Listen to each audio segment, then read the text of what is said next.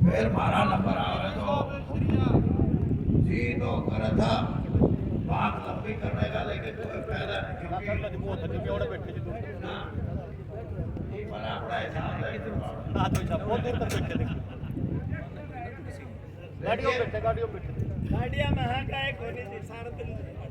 छोटूराम धाम जी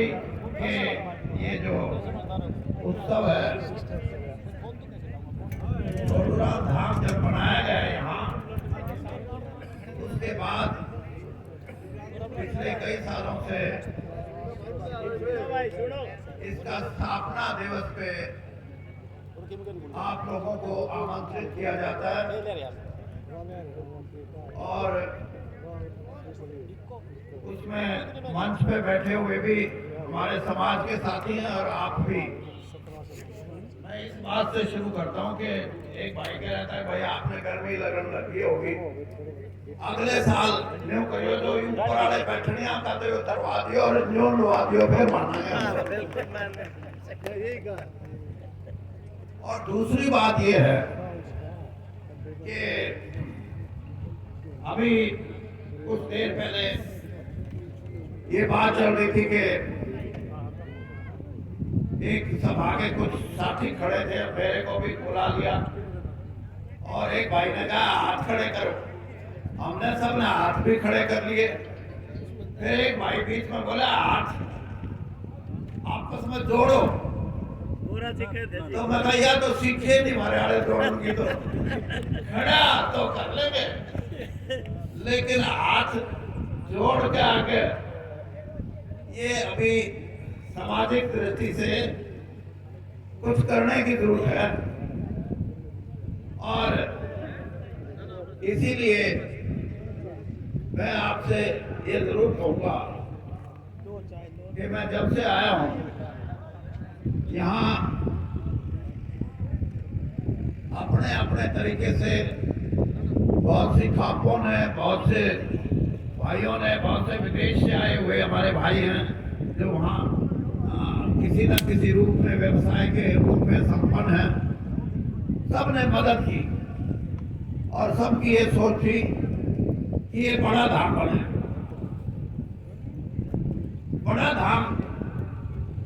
बनाने के लिए जो लोगों की सोच है उसके हिसाब से काम करोगे तो बड़ा धाम बन सकता है। आप जब नारे लगाने शुरू करते हो और जाटों का कार्यक्रम हो तो वीर तेजा सिंह से लेके और देवीलाल जी तक के, चौधरी छोटूराम जी के,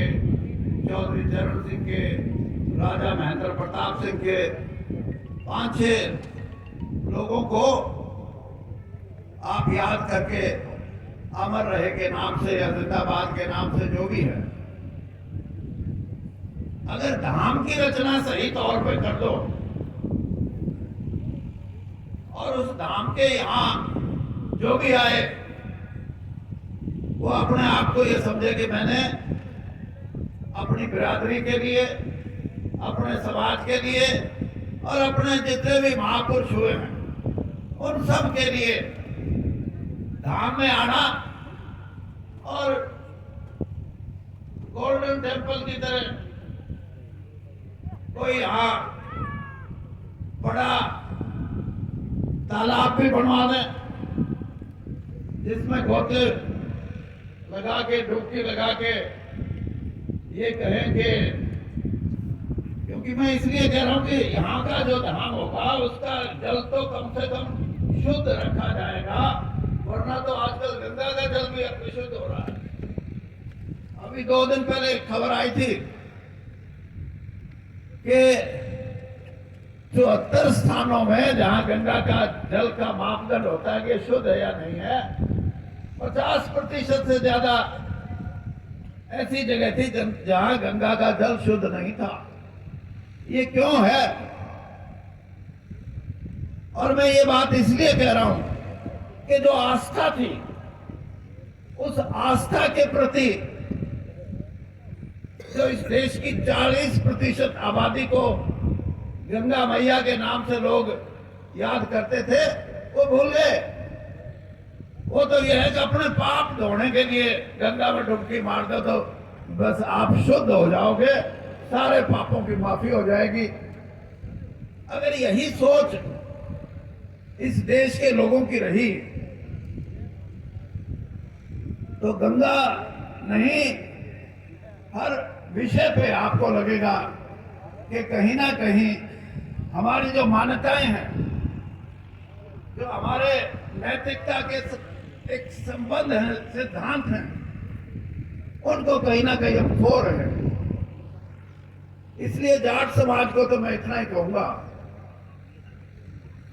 कि आप एक ऐसा समाज हैं जिससे ये देश कहीं ना कहीं किसी ना किसी रूप में, वैसे तो अन्नदाता बोला जाता है लेकिन ये सेनादाता भी हैं, और ये समाज के अंदर नई दिशा में चलने के लिए भी जाट समाज किसी से पीछे नहीं रहा। और यही कारण है कि आज पाकिस्तान के पंजाब की आबादी 10 करोड़ से ज्यादा है, वहां 3.5 करोड़ हमारे भाई, जिसको आप बोलते हैं डीएनए, वो पाकिस्तान के बाशिंदे हैं। और पाकिस्तान में अगर वो ना हो तो पाकिस्तान को रोटी पानी की भी दिक्कत हो सकती है। वो मेहनती कौम है, वो दूसरों के लिए पैदा करना जानते हैं, दूसरों के लिए अपना सब कुछ त्याग कर भी समाज को इकट्ठा रखने का उनकी सोच होती है। यही हाल पंजाब का है। पंजाब की आबादी में भी जो हमारे जट सिख हैं वो 16% से ज्यादा, और जिनको हिंदू समाज, जाट हिंदू समाज में भी हैं, हम आपस में बटे हुए बिश्नोई बिरादरी, राजस्थान में, हरियाणा में, पंजाब में, उत्तर प्रदेश में, मध्य प्रदेश में बिश्नोई बिरादरी के जितने लोग हैं उनमें से 100 में से 99 जाट हैं। आप उनको